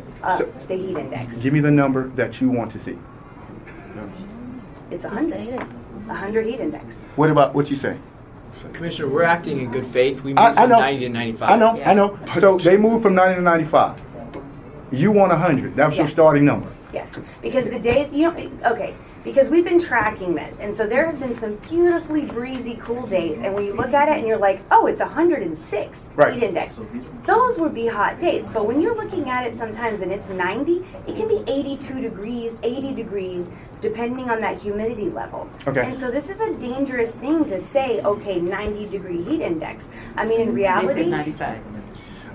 They said 95. Commissioners, can I just really quickly, I completely get what we're trying to do, right? Right. It's to find some common ground. Right. But this, I mean, we're not talking about like a mediation of like figures. We're talking about an ordinance that's designed, and I think we all agree with this, it's designed to protect the outdoor workers. Right. The beginning of our meeting, and I know you guys stepped out for us to hash it out, there are pending questions on both sides that we both agree we need to exchange information on. So I know what you're trying to... Okay, so she's shaking her head. Could I quickly respond? I'm so sorry. I hear what you're saying. Obviously, it's not a complete balance here in terms of people who are here. The National Weather Service, just because people wanted data, say 90 degrees and above heat index, people can pass out because of the heat. There's a chart. We have it. We have a policy brief. We can share it with everyone. It's the National Weather Service. We didn't invent this. 90-degree heat index. Heat index is what your body feels. It's not related to temperature, the combination of humidity and the heat temperature. That's why I say heat index, which is also what the other additional heat standards like California use. So do you disagree with this, Fanny? Well, I disagree that the different types of humidity level definitely make you feel different. I've been to Las Vegas and it is hot as an oven, and this humidity level here is definitely I got it. much more We're landing this plane. I'm about to give y'all a number. Go ahead. I just want to say somebody made the statement that California's regulation is 90-degree heat index. Please check your number. Please check it. It's 95 with that. 95. There you go. Without 95. index. Without humidity, that's different. Without 95 degrees. Okay, do you agree? 95 without index? would be higher. 95. It is a 95 heat index in California. Is it Charles? Did you say 95 heat index in Cali? No, 95 without index. Heat index. Heat index in California. Heat index. That's not what he said. No, Charles, hold on, Charles. No, I trust Charles. Charles, what did you Let's say? hear from the That's person all. who shared the information. Charles, what did you say? It said it's 95 without index. Okay, no. We can look at the No, no. rules. I just said, let's be sure that we're accurate when we make that statement. Oh, That's all I'm okay. saying. All right. Because if we're So gonna say it it's seems like we need to 90 check this out. index- Commissioner, it seems like this is something that I've read the we- law before. Read I the law. just Googled Read the it law. again. Okay, so their heat illness prevention resource, okay, this is California. And I'm scrolling down, I just saw it. Do you have a copy? She's got it on her phone. We have the Pulled it link up. in the policy. Okay, the employer shall implement high heat procedures when the temperature equals or exceeds 95 degrees. That's without index. That's what a temperature is. He didn't say Temperature. that, just introduce It it. says the employer shall implement high heat procedures when the temperature equals or exceeds 95 95. degrees Fahrenheit. Temperature, it doesn't say heat index. Is that what you want? 95 degrees? What is the No. I need to know. Well, I mean, she's speaking on behalf of construction and. No. Yeah, See this? No. This is the problem. This is the problem. No matter what we say, Yes. there's going to be a disagreement, and that's why we're the policy maker and we're about to make a decision. I'm asking you straight up because you brought it up. Is that a number you can live with?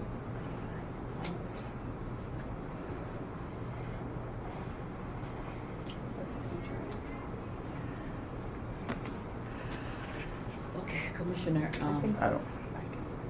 Hold on, let me see if she's important.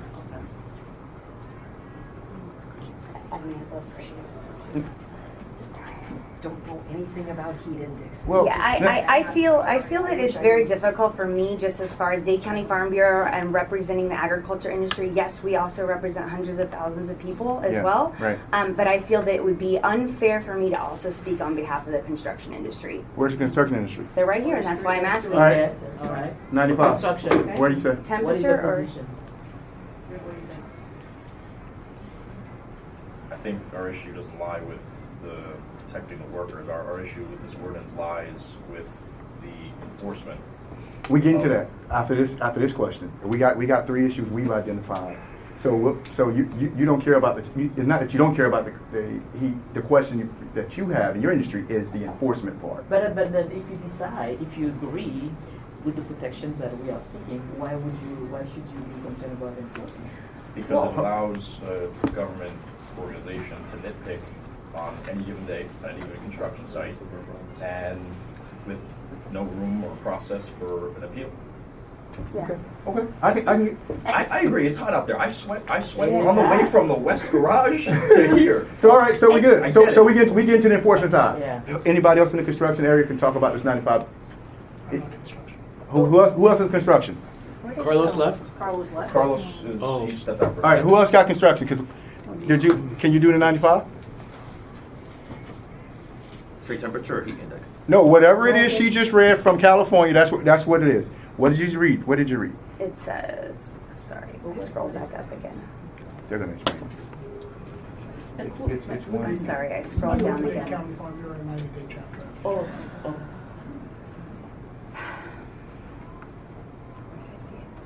Sorry, this thing is small. And small. I know it's very tiny. My eyes are getting tired. I got some. Tiny glasses. Yeah, when the temperature reaches 95 degrees or above. You agree? Does industry support that? 95 degrees straight temperature? Which industry? I guess. All right, done. Check it off. Done. Put that in. What's the next issue is the But time. not heat index. No, exactly. Exactly that, Exact- California thing. Exactly. Y'all agree with that? We're good. All right. Common So, ground. I common still ground. believe that science should be brought in because I think it's crazy to do something not based on science. This is based on Science science. says 90 degrees and above heat index. That is. No, we're good. We're good. So there's the nothing- sec- there's all nothing crazy about No, no, saving no, no. This is good. This, you know what the good part about this is? The same folk who actually put together the Constitution and Declaration of Independence, they just fought longer. And they just had to fight in the dark, and some of them had like lamps that had like oil, and they had to ride horses from all over different places to make it where they're going. The outfits, commission. Right, and they were out in the heat, but we're in the AC, so we're having fun. All right, so the second thing is, so we got. So WeCount agrees with the 95 Yeah. degrees? Look, our position is the science is clear 90-degree heat index, which is lower than a 95-degree straight temperature, right? But we're trying to find common ground with people in this room. All right, so you agree? So they're compromising. Okay. They're compromised. Great. If Thank you. industry agrees.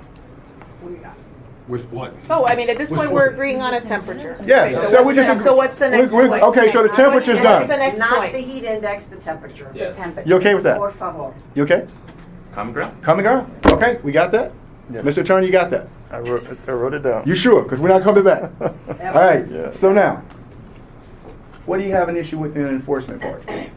It gives, this ordinance has teeth to allow an inspector Right. to come on to any construction site. How would you fix it?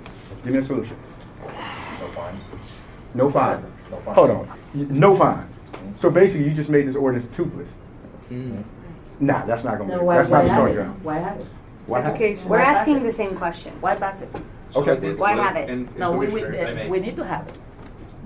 Are OSHA standards and the worker protection standards? You know, this is why, and I'm not Right. disagreeing with the method Right. of the way that you decided to have this meeting. Right. But, you know, one of the things that we did, or that we wanted to do when we came in here, although we've met with some of your staff already, was to discuss with you the points on why the industries feel like the ordinance is not needed, right? And I know that may sound wild, right? Because you may not have, you didn't hear some of the points that we made beforehand. And I'm not going to rehash our whole position because I know that's not what you want. But when you're asking, well, then why have it? That's the same question that we started the meeting with. And the reason why we're asking that is because, again, there are federal agencies, state agencies that oversee this topic. And there already are enforcement provisions within there with hefty fines. I brought them here. And we don't feel that the ordinance is needed at all. We agree with, again, the cause of protecting outdoor workers, Commissioner, 100%. It's the most important thing that we have is our human capital. So we agree with that. We don't agree with the ordinance. So you're asking, why have it? That's the same question. And we don't have the answer because when we asked for the backup information, and I understand you didn't come prepared to do all this and all the people that are here, we discussed in the beginning of the meeting that both sides wanted to have more information. So if we're sitting here to just discuss common ground because we want to put something forward on Monday, No, that's not what we're doing. What we're doing is, everybody knew that a heat ordinance is coming. It was put out there, and it was on front page on every news channel, and everybody knows. Everybody knows something is moving Monday. What it looks like depends on the folk in this room. So far, we've measured the temperature. We're good with the temperature. The enforcement problem, I'm not okay with 0. I'm not okay with it either. And then And I'm not about to ask them to- I have a Please, question. Commissioner. So, if you agree to provide your workers, your most valued assets, correct. with the protections that they need Yes. to produce, Yes. to do the work, Yes. why would you be against This is a great question that I would love to spend time explaining to you why, and I can start with number one. I know, because and then if indeed you are protecting your workers, you have the measures in place, you said there are federal guidelines already protecting your workers, why would you be against the enforcement? I would be happy to explain that to you. Number one, okay, there's a legal question when it comes to who this applies to, right? Right now, we acknowledge in the ordinance even, it's acknowledged that we have over 300,000 employees that are outdoor workers in Miami-Dade County. This ordinance specifically only targets agriculture and construction. Not only does it only target agriculture and construction, it specifically exempts certain employers that have less than 5 employees, certain condo associations, homeowners associations. There's nothing in here for landscapers. In fact, they're excluded from it. That's just one part. That's not only, against the whole spirit of it, right? Because if we're trying to protect all outdoor workers, why is it only us two? But in addition, there is an expansion of liability within this ordinance that makes us, let's say an employer, responsible for any person on a job site. Whether they're my employee or not, I now have to make sure that an independent contractor has a heat safety program, has trained their employees, gives them the breaks every 2 hours, provides the water at a certain temperature, and reminds them every 2 hours to drink it. And if they don't do it, and I don't enforce that, I'm responsible for it. So what does that do, Commissioner? What does that do? It's conflicting with a ton of bodies of law. I got a solution. I think you're absolutely right. So the enforcement part, we're going to go right to that. So the enforcement part, are you willing to move off a portion of your enforcement? Well, we can. Help me help you, So because for I'm about to help them. So for common ground, Okay. right, for sake, there's 2 points where perhaps we could move enforcement. One is right now there's an effective period of 10 days. We could push that for a little bit more time, maybe 90 days, 120 days before penalties kick in, to give employers and employees more time to learn about the heat standard, adapt their workplaces before the penalties kick in. And number 2, we could include for every single violation before a penalty kicks in, a first-time warning for every single offense. Wow. What say you? And that is a big concession. What do you say? I think again, it's. Oh no! I get what you're saying, but he put it on the table. That was you. They came to work this thing out. Yes. That's what it sounds. My attorney hat tells me they came to negotiate and get this worked out. Yeah. They don't want to fight. They want to just protect these workers. They just came off on one of the biggest things. Yeah. What do you say? Commissioner, you're proposing to train just an entire industry, 2 industries, right, in 90 days. But the most important part of it, it's not that, right? No. On medium-sized and large-sized construction. No. That's not. You're throwing another issue. Hold on. I understand that. They just said they're willing to do 90 or whatever days. Nobody else is giving them any. They're basically bidding against themselves right now. So they just put out their 90 days. Negotiate some days. What do you say? Okay, so that's not the fundamental problem. It's who is going to be responsible for the fines, right? No, we're going to get to that part. Right now, we're just going for the days. I just need the days. They threw out 90. Give me some days. Give me some feedback here. Do you need more time? Do you need more time? The state of Florida considers our training, we do it annually. Okay. So what do you have? As a matter of We fact. talk about a year. I'm just putting that as a fact for the table. Okay. What does WeCount think? So he say you agree? The state of Florida says As far a as year. worker protection. Yes. The state of Florida says. Is that correct? Is that correct? I don't agree with that. No. Whether you agree or not doesn't matter. Okay. Is that correct? What he just stated? He just said the state of Florida says a year. Is that correct? That's it. I'm sorry. For training. For training. Yeah. Okay. So we're going to agree that it's a year. Now he says a year. The state of Florida. Is there some more leeway you can give to come up to give these guys and ladies some opportunities to do this? Commissioner, that's a really good point, and I know that you are really focused on protecting workers, and I know that this summer is almost over, so Right. we want to make sure that workers are protected by next summer. So we're open to delaying, the enforcement piece until next summer. I mean, that's a long time. That's 6 months. May 1st is the start of heat season. And also, I would just add, if in fact you already have heat safety programs in place, right? You have the program in place. where a year or 6 months, right, or 4 months is more than sufficient time to have a heat safety program that you already have in But place. this is a new program. No, This is not- no, I get this. Actually, it's what everybody already has. It's basically elevating the discussion and elevating the training and putting it out there. So you say a year, and you say you're looking for next year to go into effect really next year. We want to make sure that workers are protected by next summer. By 'Cause next we summer. know that it's How gonna much be time is it from 120 now to degrees. next summer? 6 months. 6 months. I was just stating a fact of what FDAC 6 says months. for worker protection Hey, standards. if I may, we're two commercial construction associations.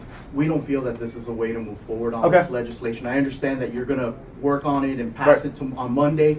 Well- We're gonna be working against this. We don't feel Okay, there's a need we're for this fine. No, legislation. we got you. So So appreciate the opportunity, so 6 months. You say 6 months, and you say what? A year?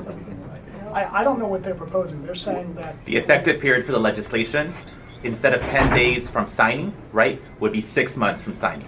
Which means that enforcement will not kick in, No, we're right? working through Or the the requirements won't kick in until 6 months after. I don't know how we can comment on what kind of time we need for something that we don't know what. No. We got to be upfront and be straight up on this. Everybody knows what we're doing. And so you're saying you're willing to move to 6 months. What? Clarifying that we prefer 90, 100 days, but we can go up to 6 months knowing that we have to protect workers by All right, next stop it summer. right there. Hey, put 6 months down. But I haven't. Put 180 days down. This is just For the so. penalties. No, this is just for my conversations with you later on. So Okay. we know where they are. Okay. All right. And the next issue. What was the other issue? I think it was enforcement, and then the And fines. the What about the fines? Warnings? I think the fines are essential, but first time warnings before, right now we have, for certain offenses, we delineated a warning before the violation kicks in, the penalty. What if we have a first time warning for every single schedule of violations before The penalties time kick in? when it goes into effect. And also a flat fee, not per person, on the site. The flat fee. Oh, Yeah. Okay, so Because as of right now, just an example. I'm with you on this. I'll one. give you an example.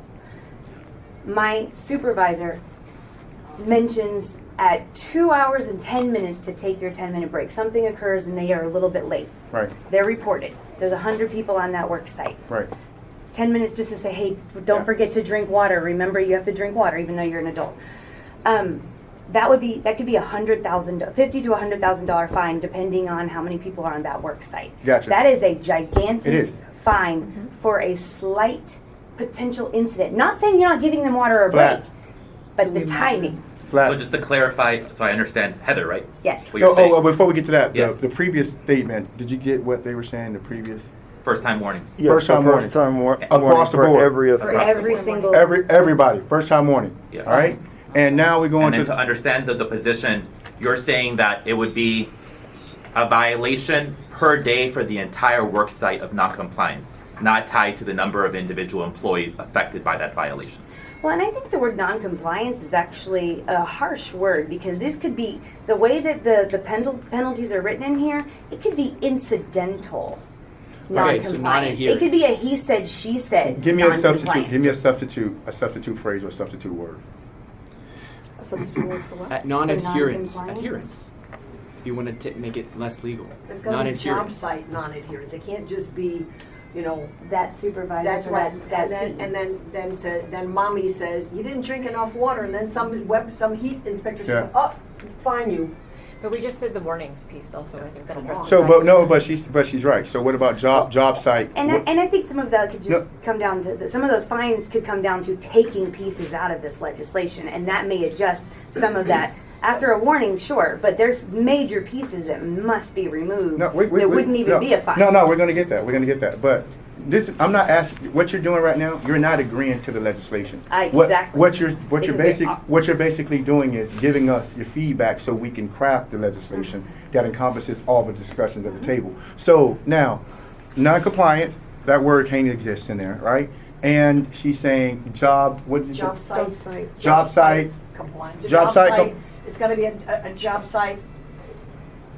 I don't know about infraction, compliance. Infraction, citation. And something. It's got to be a per job site, not per Occurrence? individual. Okay, Occurrence? per job site. Occurrence. Per job site occurrence. Okay.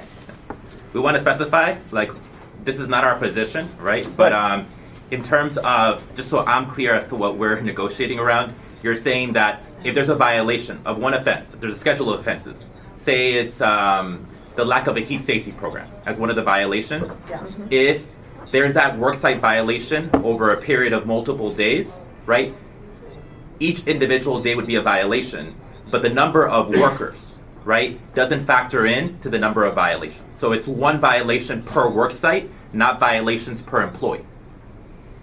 Significantly lowering and lessening your liability. It's per work site. If the work site is 5 acres or 105 acres, it's uno. Yeah. Uno. And so this is I mean, I'm a significant trying to- concession, but like if there's common ground, But we could Oscar- do but per Oscar, work site. How can you reasonably expect on a job site that has 500 people, you have one subcontractor that you don't even control, that actually somehow tripped, fell on the legislation, now you're gonna get 500 times $3,000? Tripped and fell? No, we're not doing that. They're not doing that. Tripped over the Tripped legislation. over the legislation, right?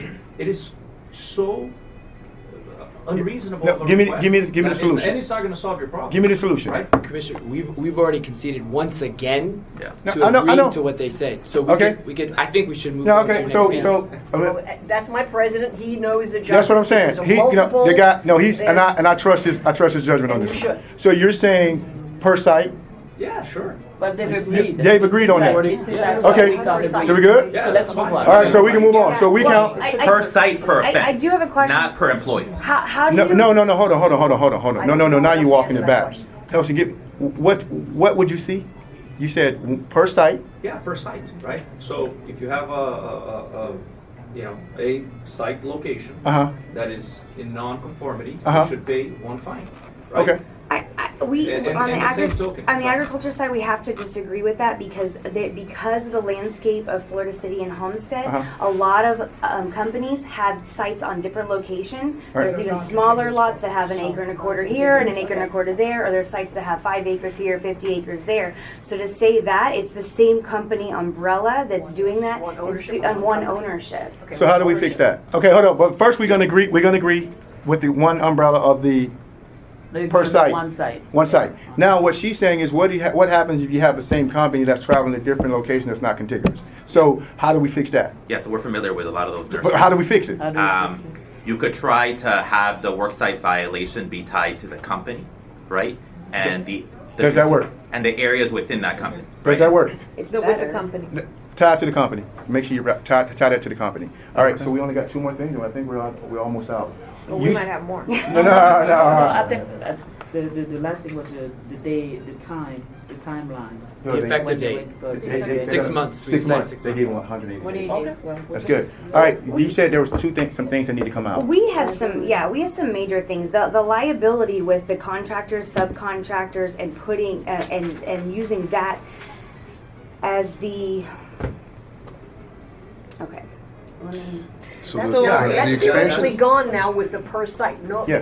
because in our job sites, I mean, But as far as who, still ties in landowners has and the it still liability? ties in- George, would you like to speak on this? Yeah, so Thank you. so when it comes to the liability piece, That's an issue. the definitions of employee and employer are contrary to any definition outside of this legislation. I'm And sorry, they're do we well have to- established. No. So look. So out there in the Like why? laws. I guess the question would be, why would we be responsible for an employee that's not ours? Well, That's what and short That's answer. Nelson's question too. That was Nelson's question. That's it, Right. same thing. But I think we just fixed it. Right, No, I don't think but we it's did. not, because No, if we you're didn't. saying that on a job site, we can have direct employees and we can have independent contractors. So if the way it's written now, I would still be responsible if that independent contractor who I don't control Give me the solution. violates. Give me the solution. That we should, employees should be employees the way it's regularly defined in all You're other bodies of responsible law. for your So employees. you're responsible for your own employees, How not about for joint and somebody several else. liability so that you can actually, if you're found liable, but so is your sub, No, you can actually no. pursue liability from the That sub. doesn't No, work because because it it doesn't puts us. All right. So you wanted to go where? So if we're going to be responsible for anybody, it should only be our employees, not anybody else's employees. But that incentivizes subcontracting so that you can pretend like you don't have liability. Yeah, but that's those again. subcontractors have the Already. responsibility. We should as all well. have clean supply chain. No, We agree with Nelson. What do you say? Yeah, so you may remember one of the examples Yeah. that we spoke about, right? You have a big development site, 40 acres. Nelson, give me the Hollywood. solution. The solution is to make the liability follow through the direct employer of that employee, right? Yes. So if it's an independent subcontractor that has. All right, what's the next issue that agreed upon? What's the next issue? But you do understand their point of view. I- Then you may decide to only deal Yes. with the And then the contractors, problem- which would, put them in the same situation. And then, but the problem with that is then it now puts you also responsible, you could be responsible for their wages, for their workman's comp. When you are now responsible for them as the employer, if they're their employee, this triggers a whole different issue with employment law. And who's responsible for wages. So now, if all of a sudden the wages are intertwined, so now that contractor and subcontractor, maybe they do something incorrect with their wages. Now me, as the entity that's hired them, could now be responsible for their wages, their workman's Clarify the comp. legislation, though, that you're not creating an employment relationship, right? We can clarify the language there. But why? The employees are not going to understand that. So So give me a solution. No, I hear the issue. Give me the solution. Every employer is responsible for their employees. Then when we subcontract, those subcontractors are also responsible for their own employees. So is rampant. well, no, I don't think it's rampant. So, no. What do you say? What do you say about this? Particularly in construction. Particularly in construction, if you, No. What do you say about this? I think what we're saying is that to exclude subcontractor responsibility. No, we're not excluding them. We're saying the subcontractors are responsible for their employees. That is the current status of the law. What is your say? position on that? Is there a difference between agriculture and construction here in terms of the relation to the subs? No. Because we know that there's. No. She just answered the question. She said no. Do you agree? And so the point in the table is what? Just to remind me. Every employer Yeah. is responsible for their own employees. And so if I exercise control over a work site, if I'm a general contractor, for example. Bro, it ain't that difficult. It's not that difficult. The straight up question is, what? Every employer Yes. should be responsible for their employees. Yes or no? Keeping the same definition of employment. No. That's the problem. The definition of employment makes everybody the employer. Everybody who, Yeah, and it does. So yes or no? This is a tricky one, Commissioner. You want to get back? You want to get back with me on this? Because ultimately. Because if you get back with me on it, we're going to defer it. Okay. Then we'll make a decision. I guess. No. You've already know. Y'all had time. Y'all had almost 2 hours to work this out. The question is, based on what she just said, that's a yes or no. Y'all have already gone through these questions, gone through the scenarios. You know the answers, what you want to give. All right. The question is, can you agree? Will you agree with what she just stated? Yes, liability tied to direct employment. Yeah, is that what you said? Every employer is responsible directly for their direct employees. The same thing. They're saying the same thing. Put that down. All right. Is there anything else? Is there anything else? Yes. What else? There is. Listen, you only got 2 minutes. We're leaving. We're about to end this meeting. I have another 2 o'clock. Yeah, can you pass me back the letter, please? There is, when we talked about the fines, there's the potential, obviously, Commissioner, for complaints to come from the employee, right? Okay. And we can get into that he said, she said, right? Like you How didn't do remind me. how do we fix that? Well, I think that when it comes to the fines, I think that there at least has to be a method for us to, like, there's no appeal method, right, for the fines. There's no appeal method. What do you say? Yeah, because part of it is. No. Can we get an appeal method? I don't want to hear the explanation. Can we get an appeal method? We can incorporate an appeal method in the IO tied to legislation, and we can also stipulate in the actual ordinance an appeals process will be designed, right, in conjunction with the construction of the Office of What do you want the Resiliency. appeal process to look like? I have no idea. I haven't Okay, thought about that.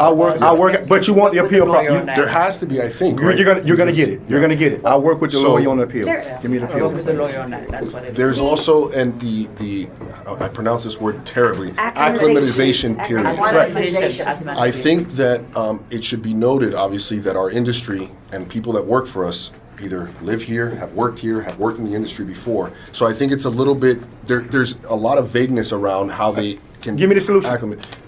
But there's transient workers. There's workers who come in here state, seasonal workers. Where do so they you come have from, though? workers. Where do those Texas, Georgia, Right. Alabama, Hotter, Texas. hotter, You have workers who hotter come here who are You okay? What? I mean, they're coming from, many of them are Give me the already solution. acclimated to So give me the it. solution. And that's very I think it's up to the individual. I mean, I have employees that they're fine on day one, and I have employees I've had to give them time. So I think it's honestly up to each individual employee and where they were previously at. But- If I have an employee that works for me and then goes to another farm, they may not need acclimatization because So, they've already been working right. outside. So Right you'd now, like the that ordinance- removed or? No, well, right now the ordinance just says that we have to implement a procedure, and it makes it a violation without any kind of explanation. Okay, we'll fix that. He wants more clarity. Yeah, we'll She fix had that. mentioned 4 days. Yeah, we talk about 14 days in the ordinance, and she herself she said that mentioned 4 days was from the. usually What I I mentioned mean, was a statistic from Cal OSHA that 80% of heat injuries occur within the first 4 days to re-emphasize the significance of an acclimatization 4 period. would be the longest. Does- I would say. 14, I think, is completely reasonable. So you say 14 and she says 4. It says here 4 to 14. Again, All right. no clarity. But she's saying 80% is when those first 4 days, and that would also account for people that were already working in these industries. So you want how many days? 4. Can you find a middle ground? Can you find the middle ground? First 10 days. Okay.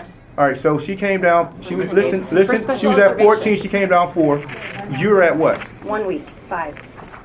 Well, Commissioner, if a worker already works in that industry, Yeah, that's the thing. There has to there should be an exemption there. We need to set standards. So Trying to would we save lives. All right. So what's the number y'all agree upon? Because I'm telling you right now, y'all not gonna like the conclusion that because we're leaving.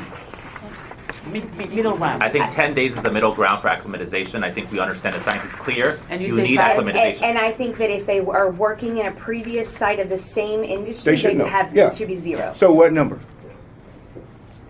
I mean, I think it should be. I do 5 a full week. Then if 80% happens in the first 4 days, 4 it should be. 7 days. 7 days. 1 week. 1 week. Is that 7 days of working, or is that 7 calendar days? 7 calendar days. And do they have to work all 7 days? Yeah, what is the process? Right, what's the process? What are we doing There's a by lot of acclimating? How do we vacancies. acclimate There are a that? lot of holes in this.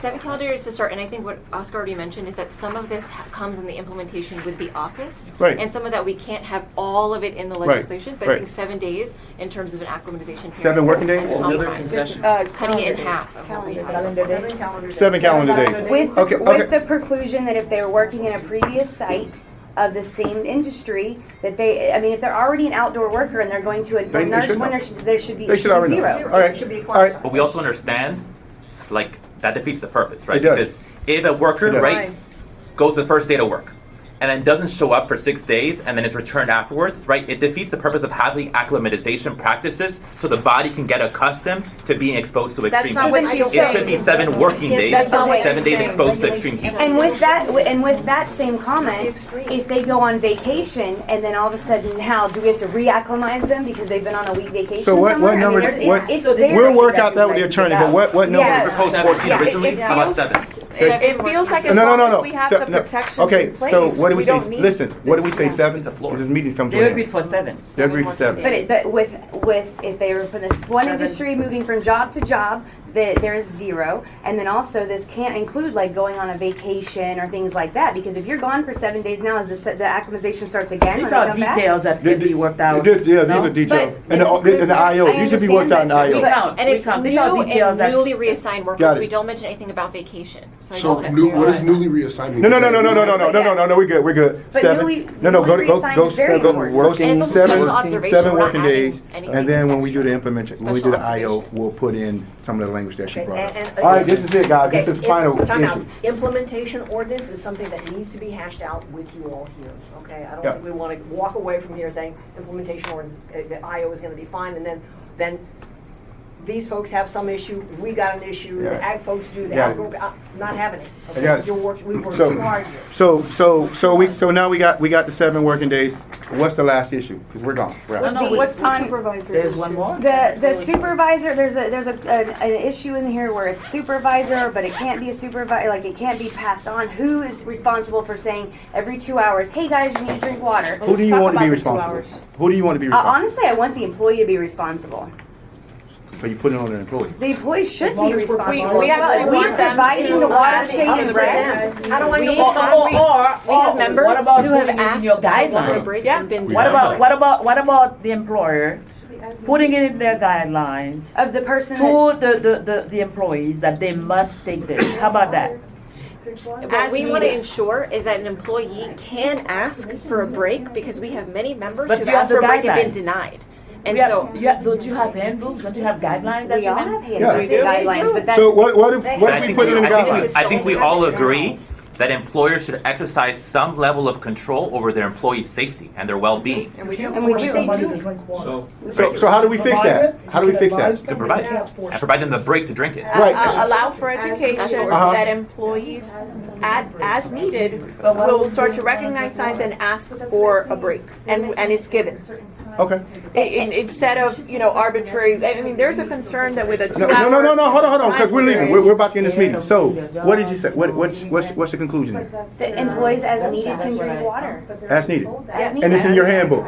Yes. Yeah, that's already in our handbook. And as you're gonna conspicuously put that up where they can see it and they Oh, I understand. have all these OSHA posters posted We already. disagree full-heartedly with that point. Why? You need to stagger the breaks with flexibility for the employers, right? There's no staggering in this, so But- that would be nice, staggering, because if I have all my shifts come in at 7 o'clock, I'm now Let me- responsible for everyone to take a No, break at that's 9 actually o'clock. not true. That's All actually right, hold on. That's what it says. Okay.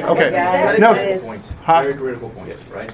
this is the last question. 36% of all construction-related deaths in the United States happens from fall, not heat, fall, right? So now you have carpentry workers working on the 50th story of a building, right? That are literally with the lanyard hang tied to a formwork, right? That now you're forcing them, and they typically go up. They take their little water bottles hanging on their seat, on their belts, and they stay there for 4 hours working, right? Because what the most dangerous part of their job is getting up and down on that thing. So now you're forcing them to have to come down, right? To go to shade.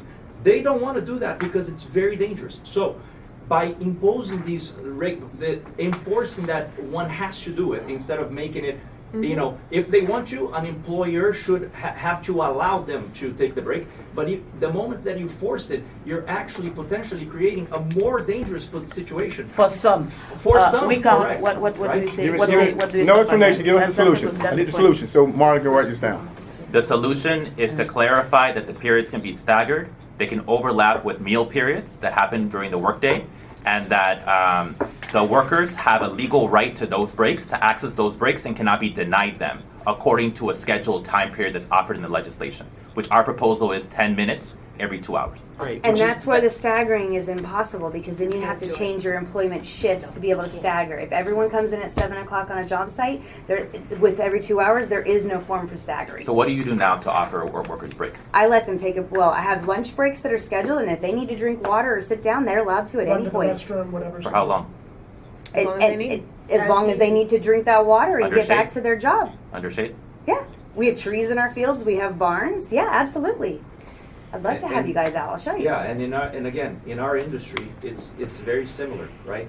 So I guess what we're saying is we don't have a problem with recommending recommending number one, what should be done, and number two, making sure that if an employee requests, the employer has to allow them to take the break. Something But like for you that. to take, Yeah, for yeah. example, a roofer, right? No, we'll follow you. Hey, do y'all agree with that? Okay, it seems like there's a consensus with WeCount on that, right?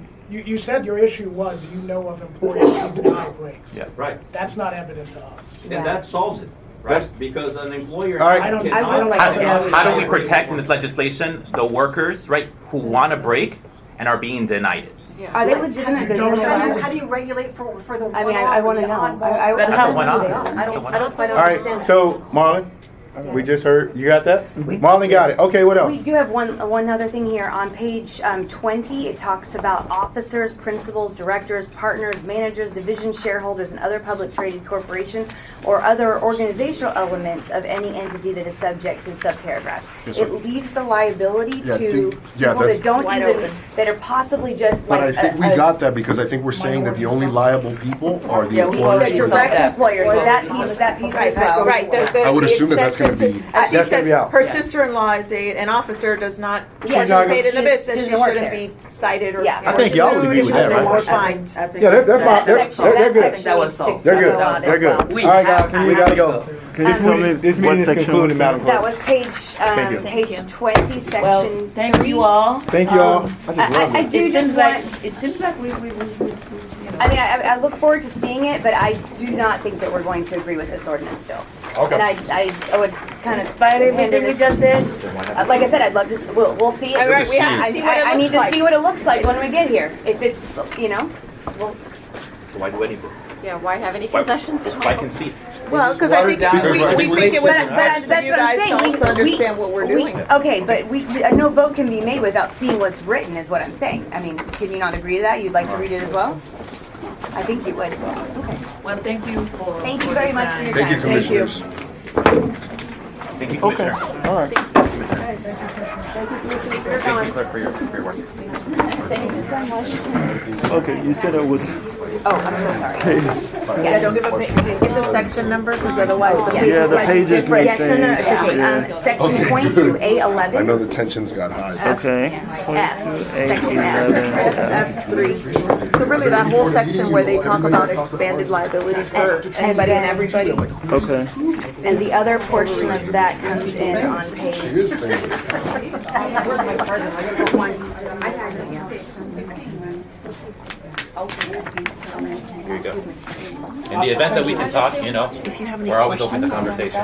Please, we give you my About this card. issue and other issues. Because we'd like to see. No, and Alex will I mean, this is gonna be a Yeah. massive red line job. Not related, Alex Lozano, Don't worry. But we know right? advocacy and legislation, like this isn't the only issue affecting All us, right, so. I don't know what's If gonna there's happen other ways that we can Monday, but collaborate independent of this, I mean, listen, if something else comes up and you'd like withheld my letter because I before it am gets not proposed, I'd sure love to be able to what, have and this I'm glad because now I gotta conversation rewrite it. and now you know that we can exist in the community, so. Because- That you what? That we can exist here in Homestead, and so we can find ways to collaborate. Yeah.